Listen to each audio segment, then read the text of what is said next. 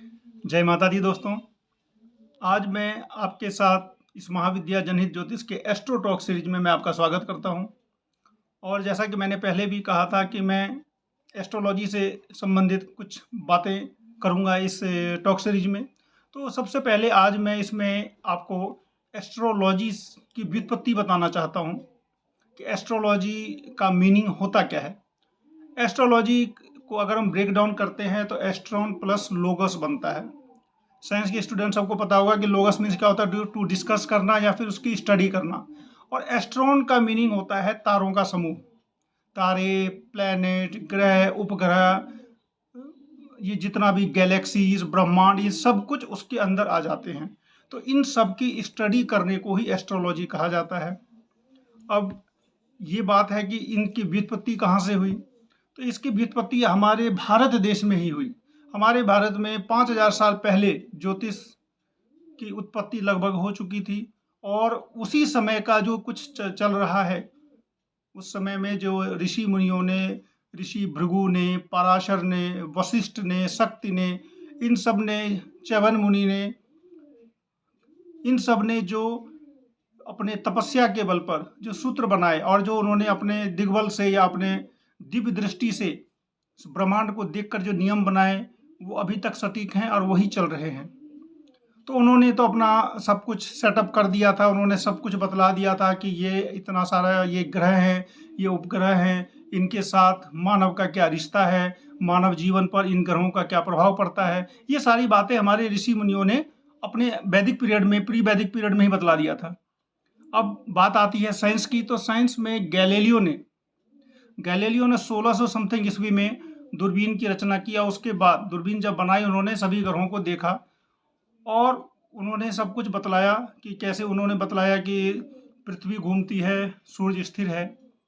तो ये सारी बातें बतलाई और ये हम पढ़ाई किए स्टार्टिंग से, हम लोग सबको पता है ये बात कि। और बस एक फ्रिक्शन ये आता है कि लोग कहते हैं कि ज्योतिष में जो 9 ग्रह हैं और साइंस में जो 9 ग्रह हैं, उसमें थोड़ा सा फ्रिक्शन ये आता है कि लोग साइंस में तो पृथ्वी को भी ग्रह माना जाता है और ज्योतिष में हम लोगों ने सूर्य, चंद्र, मंगल, बुध, बृहस्पति, शुक्र, शनि, राहु और केतु, इन ग्रहों को माना हुआ है।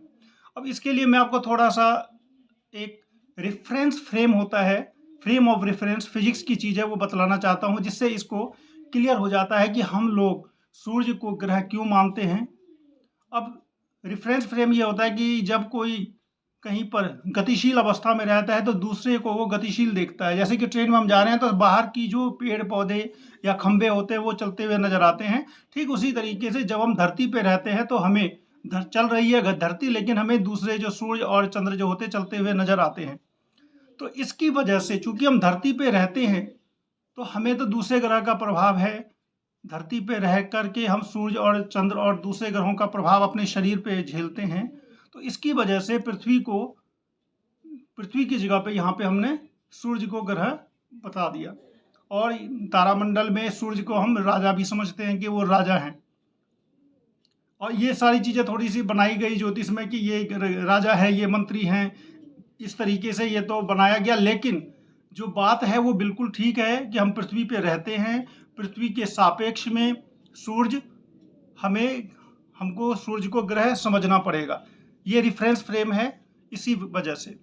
अब बात ये आती है कि ये सारे ग्रह जो हैं इनका स्टडी कैसे किया जाता है।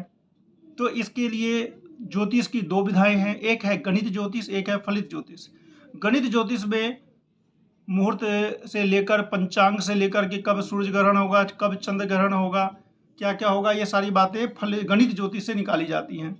दूसरी बात आती है फलित ज्योतिष से। फलित ज्योतिष प्रेडिक्शन साइंस है, इसमें प्रेडिक्शन किया जाता है। लग्न कुंडली और नवमांश कुंडली या जो भी षोडश वर्ग कुंडली होती है उनसे इनका प्रेडिक्शन किया जाता है। अब इसमें मैं आपको थोड़ा सा एस्ट्रोलॉजी का ये बतला दूं कि जो हम लोगों के पास जो ग्रह हैं वो सबको हम लोग जानते हैं कि हमारे पास जो नवग्रह हैं साइंस में बुध, बृहस्पति, शुक्र, शनि, नेपच्यून और यूरेनस और अर्थ। अब एस्ट्रोलॉजी में हमने अर्थ पे, चूंकि हम रहते ही हैं इसीलिए हम अर्थ को प्लेनेट में नहीं ले रहे हैं। तो इसके अलावा हमने सभी ले लिए।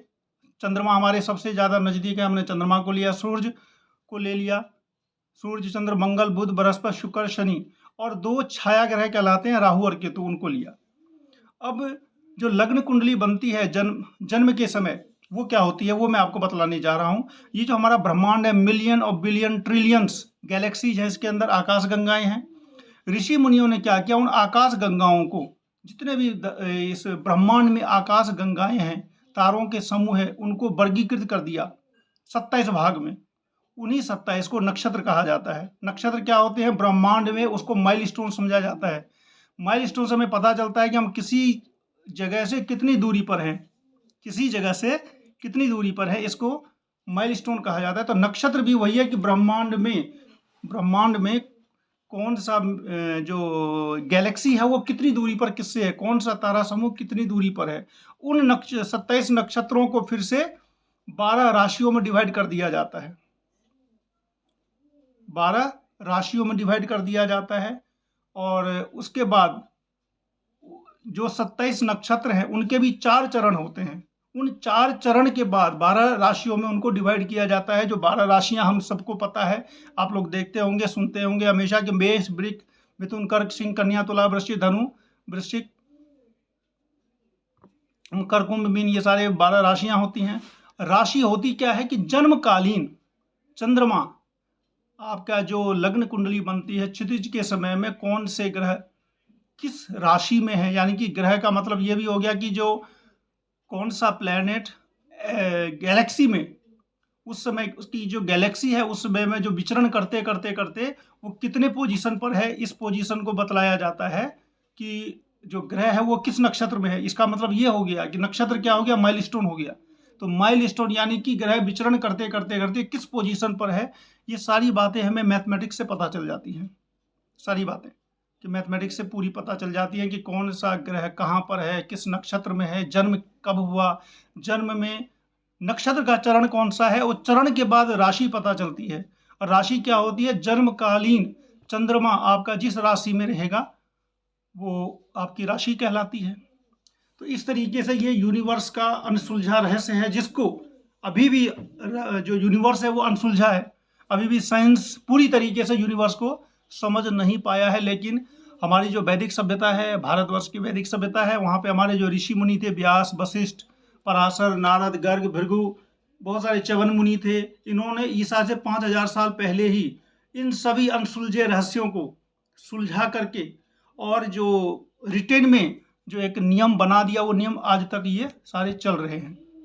तो मूलतः जो ज्योतिष है उसका 2 टाइप फिलहाल होता है, गणित ज्योतिष और फलित ज्योतिष। गणित ज्योतिष के थ्रू जितनी भी आप मुहूर्त देखते हैं, पंचांग बनता है, तरह तरह के मुहूर्त होते हैं, क्या तिथि बनाई जाती है, तिथि कब है, कौन सी है, सूर्य ग्रहण कब होगा, चंद्र ग्रहण कब होगा, ये सारी चीज़ें गणित ज्योतिष में आता है। और आप देखते होंगे कि जिस दिन पंचांग में लिखा रहता है कि आज सूर्य ग्रहण होगा, तो उसी दिन साइंस भी और नासा को भी पता रहता है कि उस दिन सूर्य ग्रहण होगा या चंद्र ग्रहण होगा, यानी कि दोनों का जो है बिल्कुल मिलता है। इसके बारे में मैं एक हेमांगत ठाकुर, मिथिला के बहुत बड़े राजा हुए हैं, उनके बारे में पूरा एपिसोड बनाऊंगा कि उन्होंने किस तरीके से 1000 साल का पूरा सूर्य ग्रहण और चंद्र ग्रहण जेल में बैठ के लिख दिया था। ये मैं एक एपिसोड पूरा बनाऊंगा, उसमें आप लोगों को पूरी उसकी कहानी बतलाऊंगा कैसे क्या हुआ था। तो इसमें आज जो एस्ट्रोलॉजी में जो 12 राशियां होती हैं, और आपका लग्न भी 12 ही होते हैं, और ये जो राशियां होती है, इन राशियों में जब आपका जन्म होता है उसी समय में आपका जिस समय जन्म हुआ उस समय में हॉरिजॉन्टल पर, क्षैतिज पर कौन सी राशि, कौन सा लग्न था, इसके थ्रू लग्न कुंडली बनती है। और फिर लग्न कुंडली से जो पराशर का सिद्धांत है, या फिर उनका भृगु जी का सिद्धांत है, या भृगु संहिता है, या पराशर संहिता है, बहुत सारे सबने अपने अपने सिद्धांत जो बनाए ऋषि मुनियों ने, उनके आधार पर वैदिक ज्योतिष फलित करता है। और उस फलित से बहुत कुछ कहा जाता है कि ज्योतिष क्या है, पाई का मान जैसे होता है 3.141414, उसी तरीके से ज्योतिष का लगभग सारी बातें एकदम से संभावनाओं का विज्ञान है, लेकिन है, और ज्योतिष पूर्णतः सत्य है। और मेरी पूरी कोशिश रहेगी कि ज्योतिष एक बिल्कुल सत्य है, और ज्योतिष पे आपको विश्वास करना आ जाएगा। आप बस ये, अगर मैं कुछ भी नहीं कहता हूँ। मैं इसमें थोड़ा-सा मुझे लगा कि अगर मैं जो जानकारियाँ हैं, अगर ये जानकारी एक्चुअली क्या होता है, बहुत सारे प्लेटफ़ॉर्म ऐसे हैं जो केवल गोचर के बारे में बतलाते हैं।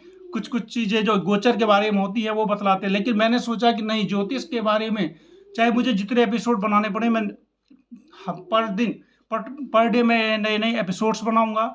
और जो भी इसके थ्रू जो जानना चाहते हैं, जो ज्योतिष के बारे में अगर आपकी जिज्ञासा है, तो पूरी कोशिश की जाएगी कि ये जिज्ञासा मैं आपकी बिल्कुल क्लियर कर पाऊँ और आपको अच्छा लगे।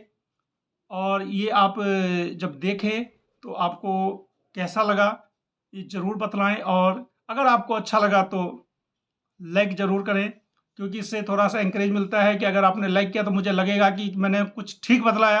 नहीं तो मुझे लगा कि लगता है लोगों को अच्छा नहीं लगा, इसीलिए फिर। लेकिन मैं ये कोशिश मेरी रहेगी कि मैं जो आपको जानकारी दे रहा हूँ वो साइंस बेस्ड हो और आपको अच्छी लगे। तो बस ये आपसे आशा करते हैं कि आपको ये पसंद आया होगा और आप इसको आगे लाइक ज़रूर करेंगे। धन्यवाद।